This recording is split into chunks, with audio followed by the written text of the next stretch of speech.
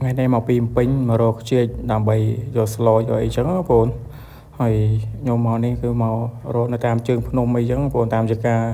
ចឹងទៅហើយមកដល់ហ្នឹងឃើញក្មួយខ្ញុំអីជីកបានខ្លះៗចឹងបងប្អូនដោយសារគាត់មកមុនខ្ញុំមកក្រោយគាត់ហើយនេះគឺខ្ជិះបងប្អូនបើស្រុកខ្ញុំគេហៅខ្ជិះចុះ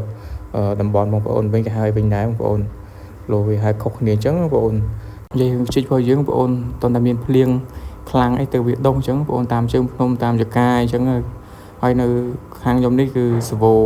ភ្នំសវោចកាអញ្ចឹងបងប្អូនឲ្យទៅចូលរកវាមិនអត់ទេបងប្អូនគាត់ថាតិចច្រើនអញ្ចឹងមិនមែនរកតែយើងទេបងប្អូនខ្លះគាត់មករកមុនអីចឹងទៅ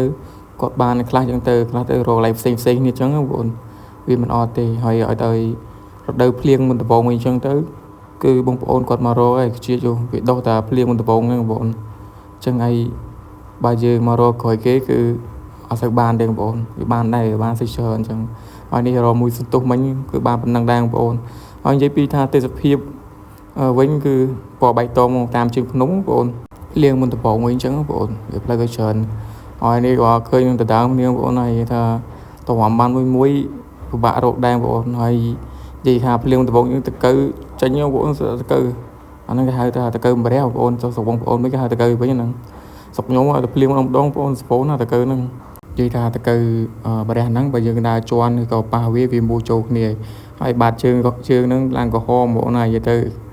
មើលទៅឡើងក្រហមហ្មងតែវាមានអីគ្រោះថ្នាក់ដល់យើងណាបងប្អូនមុនដំបូងហ្នឹងក្មួយខ្ញុំគេមកទៅ3នាក់គេដកតែ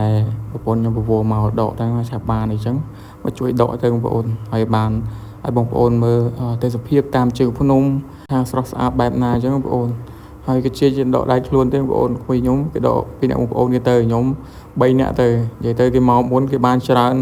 ខ្ញុំមកគឺខ្ញុំអត់សូវបានដកទេបងប្អូនបានតែប្រពន្ធខ្ញុំនិងក្មួយខ្ញុំទេដកហ្នឹងមកទៅ3នាក់នាមទេហើយតាមជើងភ្នំគឺស្វោដែរបងប្អូន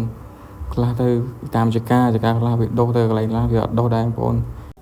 វាដុះដែរកន្លែងទេការហ្នឹងបងប្អូនខ្លះចកាខ្លះក៏មានកន្លែងខ្លះក៏អត់ទៅ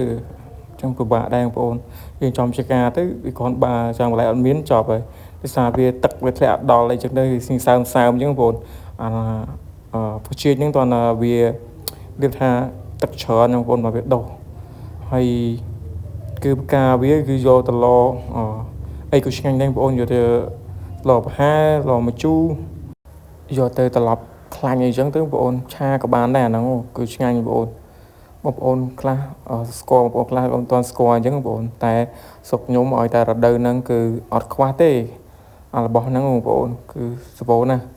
ហើយភ្លៀងគឺនាំគ្នាទៅដកឲ្យបងប្អូនជួយច្រើនណាស់ទៅ